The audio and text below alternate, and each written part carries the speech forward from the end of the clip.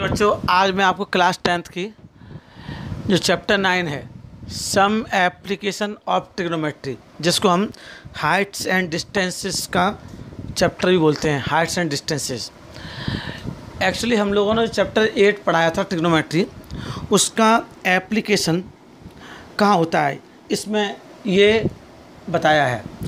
वैसे ट्रिग्नोमेट्री ज़्यादातर आपको एस्ट्रोनॉमर्स होते हैं वो यूज़ करते हैं, ज्योग्राफी में यूज़ करते हैं, नेविगेशन में यूज़ करते हैं, और इसके हेल्प से हम लोग मैप्स को बना लेते हैं। हम लोग इसके हेल्प से आइसलैंड की पोजीशन को फाइंड कर सकते हैं, लॉन्गिट्यूड लैटिट्यूड्स की पोजीशन को फाइंड कर सकते हैं। अब यहाँ पर इस चैप्टर में आपको ट्रिग्नोमेट्री की हेल्प से कुछ बर्ड प्रॉब्लम है, उन बर्ड प्रॉब्लम में आपको उनकी जो ट्रिग्नोमेट्री है उनके अकॉर्डिंग किसी की हाइट फाइंड करनी है, किसी की डिस्टेंस फाइंड करनी है, ये आपको फाइंड करना है। सबसे पहले इस चैप्टर शुरू होने से पहले कुछ बातें समझ लीजिए। पहले जैसे आपने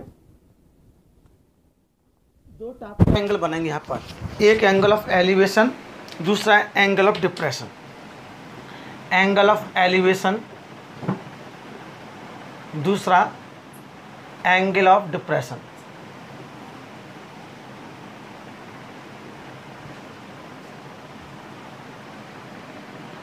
एंगल ऑफ एलिवेशन क्या होता है, एंगल ऑफ डिप्रेशन क्या होता है, समझ लीजिए। सपोज करिए आप नीचे खड़े हैं, यहाँ पर हॉरिजॉन्टल लेवल है आपका, और लाइन ऑफ साइट आप यहाँ से कोई ऑब्जेक्ट यहाँ रखी है ऊपर की तरफ। सपोज करो ये ऑब्जेक्ट है, ये लाइन ऑफ साइट है, लाइन ऑफ साइट,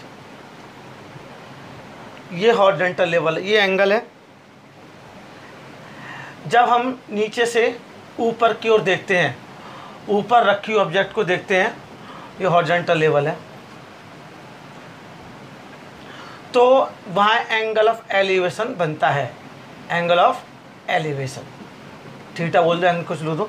तो जब हम यहाँ पर खड़े हुए ऊपर रखी ऑब्जेक्ट को देखते हैं, तो हमारे द्वारा जो एंगल बन रहा है ऑब्जेक्ट को देखने में, वो एंगल ऑफ एलिवेशन बन रहा है। समझ में आ गया? तो ये angle of elevation of the point is a angle formed by the line of sight with the horizontal when the point is being above the horizontal line. Clear? मतलब when we raise our head, जब अपना सिर उठाते हैं ऊपर को देखने के लिए, किसी ऑब्जेक्ट को देखने के लिए हम ऊपर सर करते हैं, तो एंगल ऑफ एलिवेशन बनता है। इतना सीधी सी बात है। When we raise our head to look at the object, then angle of elevation is formed. ठीक, अब सपोज करो ये आपका एक और समझ लीजिए डिप्रेशन क्या है। हॉरिजॉन्टल लेवल ये है, हॉरिजॉन्टल लेवल ये है आपका, ठीक।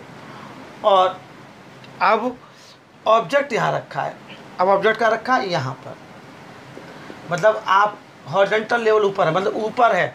अब ऊपर से आप नीचे की ओर देख रहे हैं, ऊपर से नीचे की ओर देख रहे हैं, तो एंगल ऑफ डिप्रेशन बनता है। एंगल ऑफ डिप्रेशन समझ रहा है आपको? बस इतना समझना है। मतलब जब आप नीचे खड़े हैं, ऊपर की ओर देख रहे हैं, तो जो एंगल बनेगा वो एंगल ऑफ एलिवेशन बनेगा, और जब आप ऊपर खड़े हैं और नीचे की ओर देख रहे हैं, तो एंगल ऑफ डिप्रेशन बनेगा। क्लियर? अब इसी के बेस पर हम लोग एक्सरसाइज 9.1 का क्वेश्चन नंबर फर्स्ट स्टार्ट करेंगे। देखिए, अब देखिए question number first. Question number first में पहला क्वेश्चन क्या लिखा हुआ है?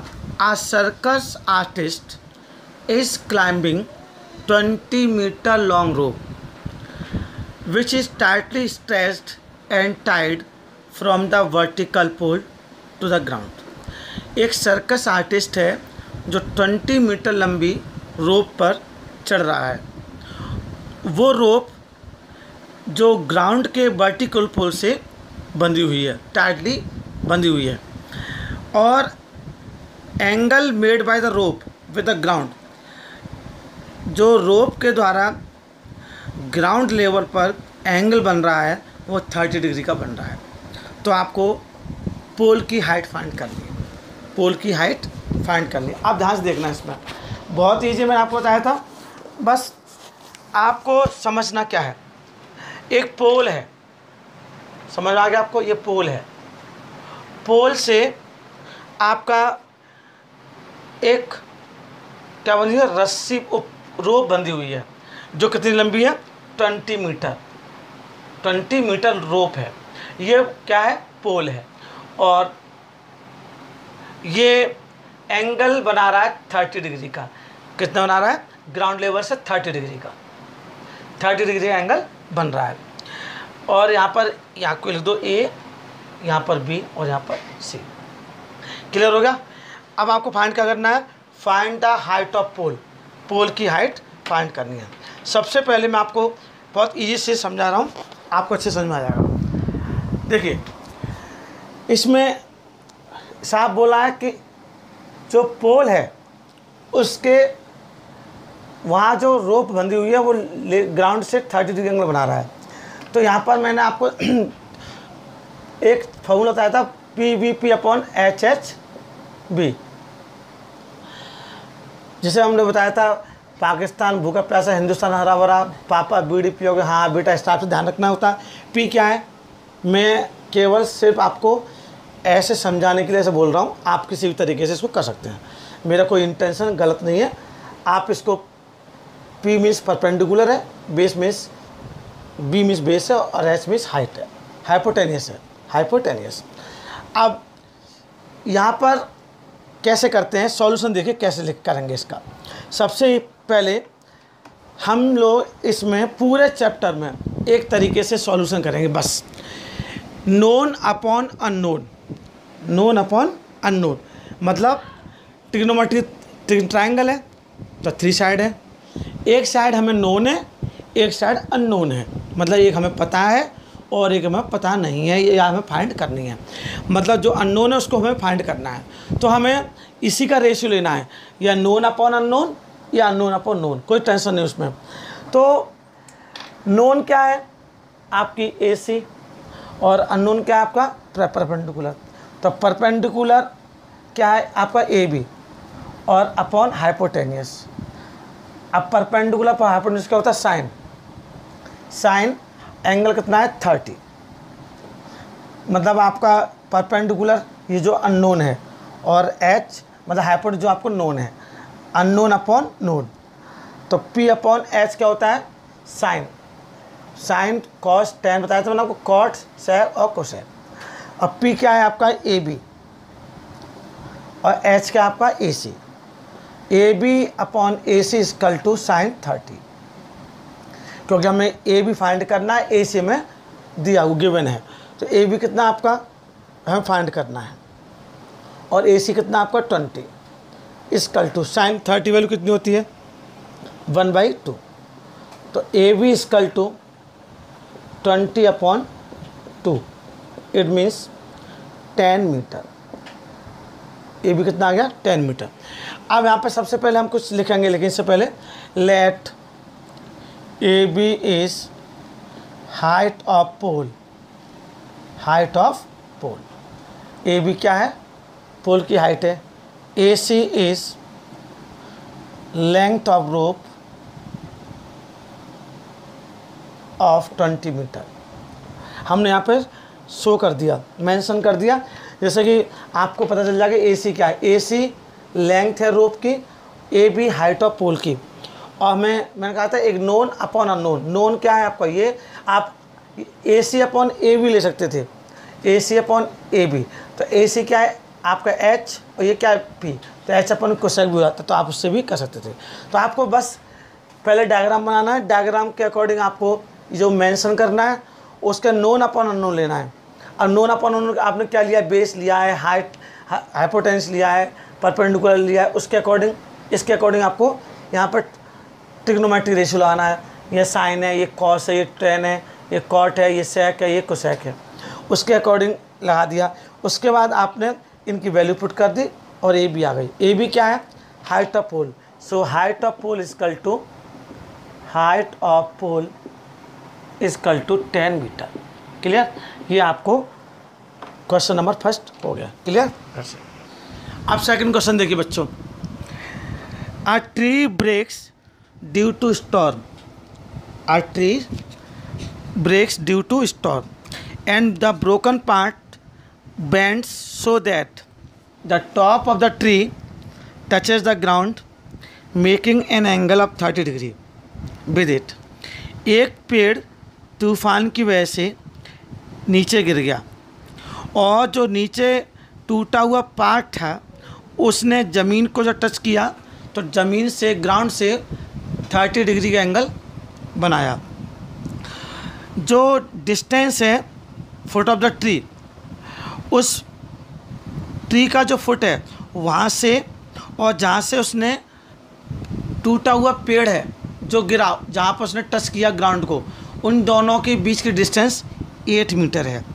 मतलब जहाँ पेड़ लगा हुआ है वहाँ से और जहाँ पेड़ गिरा है वहाँ से वहाँ तक की जो डिस्टेंस है 8 मीटर है। तो आपको टोटल हाइट ट्री की बतानी है। Find the height of tree. Total height बतानी है ट्री की। अब देखिए इसमें जो आपको फिगर बनाना है पहले ध्यान से देखिएगा। इसमें पहले फिगर बनेगा,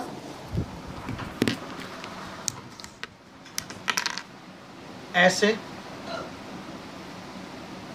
सपोज करिए ये जो पॉइंट ए है, हमने ए लिख दिया यहाँ पर, यहाँ बी और यहाँ सी। यहाँ से पेड़ टूटा तो पेड़ टूटने के बाद ज़मीन पर टच किया तो कितने डिग्री का बना? 30 डिग्री का। और जो ये ट्री लगा हुआ है, ट्री के पॉइंट से जहाँ पर उसने टच किया वो उसकी हाइट डिस्टेंस कितनी है? 8 मीटर। कितनी है? 8 मीटर। तो आपको जो पूरी आपका पेड़ है ए बी और ए सी है, A B and A C is the height of tree. ये कैसे हो गया? इतने दोनों कैसे हो गए? क्योंकि पूरा ए बी ए सी था, ए बी यहाँ से टूट गया और कहाँ गिर गया? सी से एंगल 30 डिग्री बना रहा है। तो पूरी हाइट है ए बी प्लस ए सी। अब हमें आपको दे रखा है बेस और आपको ये दोनों अननोन है, हमें आप दोनों ही फाइंड करनी है। ए बी फाइंड करनी है, ए सी फाइंड करनी है। यहाँ पर आप क्या लगेंगे?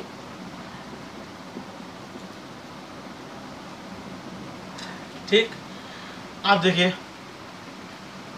आपका नोन क्या है?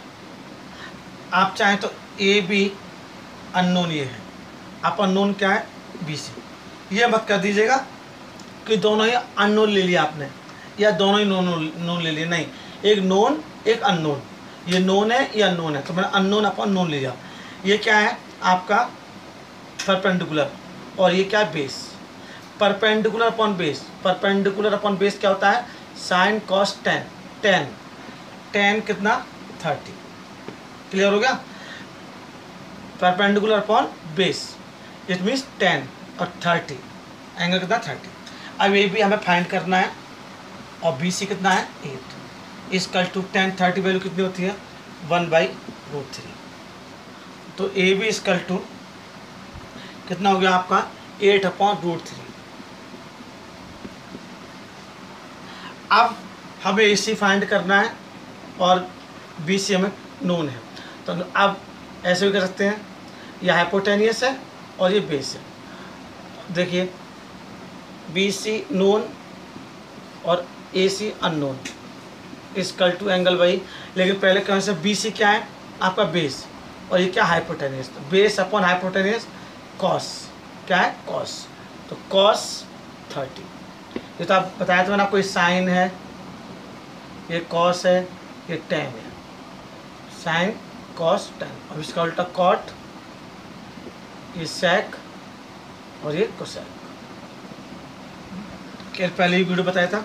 अब बी सी कितना है? 8। ए सी कितना है? आपको फाइंड करना है। इसकल टू कॉस 30 वैल्यू कितनी होती है? √3/2। तो AC इजकल टू 16/√3,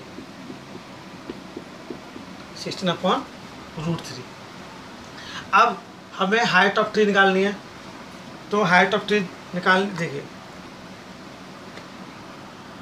अब देखिए हाइट ऑफ ट्री कहता था मैंने आपको AB plus AC, AB plus AC। AB कितना है 8/√3 और AC कितना है 24/√3, सॉरी 16 था, 16/√3। अब 8 और 16 24/√3।